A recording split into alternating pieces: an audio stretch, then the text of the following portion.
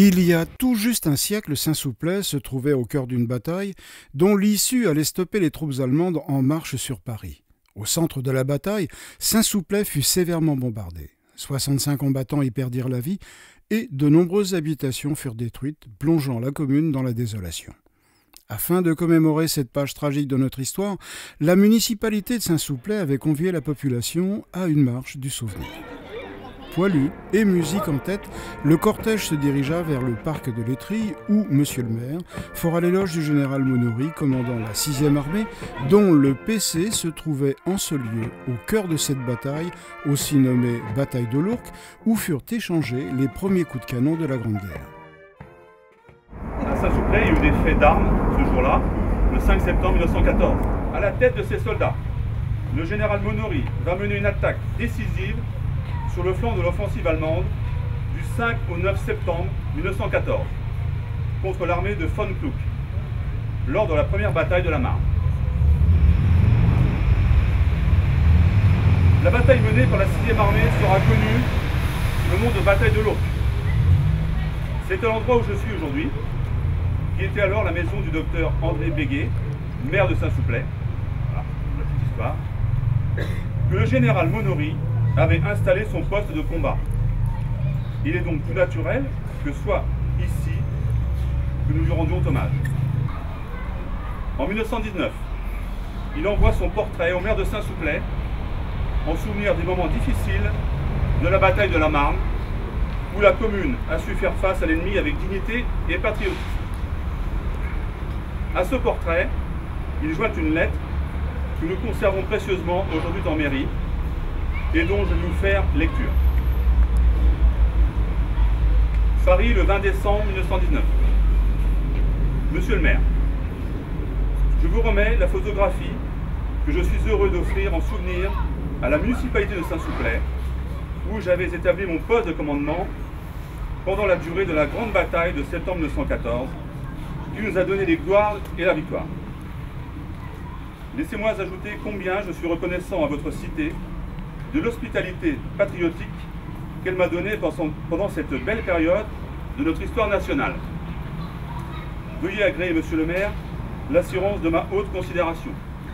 Général Monory, commandant la 6e armée. Le patriotisme, le courage et le sens du devoir de Saint-Souplet seront récompensés.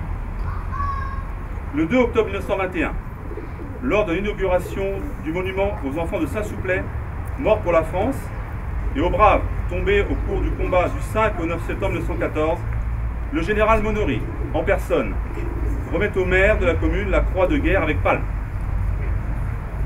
Cet Armande Corvisier, alors âgé de 8 ans, pupille de la nation, appartenant à une des familles les plus touchées de Saint-Souplet, qui portera le coussin sur lequel le général Monory épinglera la croix de guerre.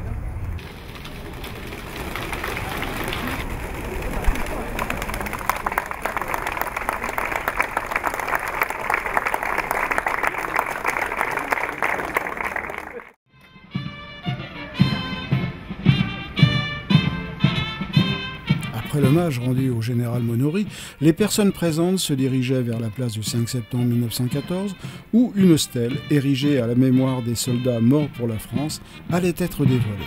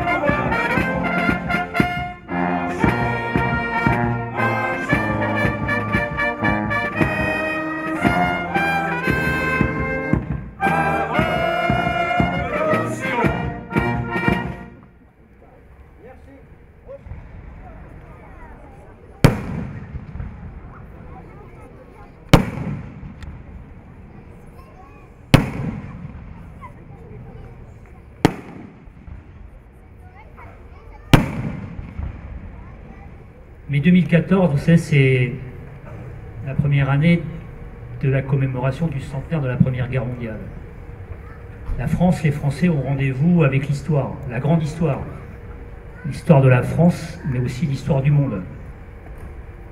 1914, c'est le début d'un cataclysme terrible qui fera, au bout de 4 années, 1 400 000 morts, c'est-à-dire 10% de la population active du pays, 3% de la population totale, sans compter les 4 millions de blessés et de mutilés.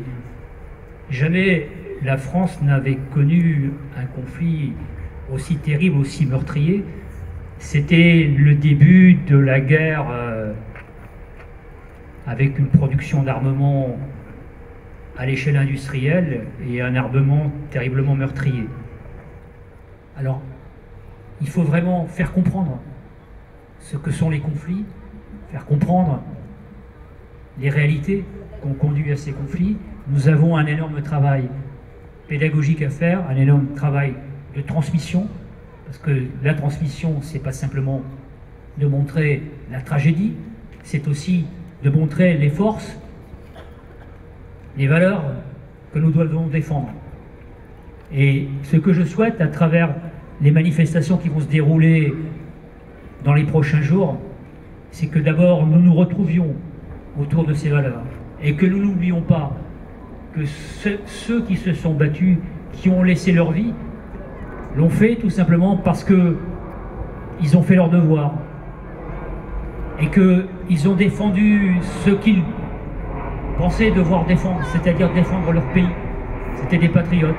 Et que tout cela, aujourd'hui, ça a besoin d'être redit, réaffirmé fortement. Et plus ces valeurs-là seront fortement réaffirmées, mieux nous nous porterons et mieux nous pourrons envisager l'avenir. Je vous remercie.